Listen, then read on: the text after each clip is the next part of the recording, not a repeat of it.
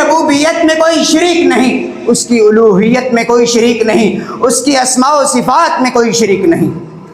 حضرات محترم، خالق کائنات نے قرآن مجید کے اندر سورہ ہود میں چند انبیاء کرام کا تذکرہ کرتے ہوئے فرمایا وَلَقَدْ أَرْسَلْنَا نُوحًا إِلَىٰ قَوْمِهِ، ہم نے حضرت نوح علیہ السلام کو نبی بنا کر بھیجا، انہوں نے جا کر اپنی قوم کو توحید کی دعوت دی۔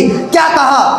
اللہ تعبدوا الا اللہ، اے میری قوم اللہ کے سوا کسی کو شریک نہ کرنا، تمہارا خالق و مالک اللہ ہے، اس کی عبادت کرنا۔ پھر فرمایا وَإِلَىٰ عَادٍ أَخَاهُمْ هُودًا، حضرت ہود علیہ السلام کو ہم نے نبی بنا کر بھیجا، انہوں نے جا کر اپنی قوم کو توحید کی دعوت دی۔ کیا کہا؟ قَالَ يَا قَوْمِ اعْبُدُوا اللَّهَ، اے میری قوم اللہ کے سوا کسی کو شریک نہ کرنا، تمہارا خالق و مالک اللہ ہے۔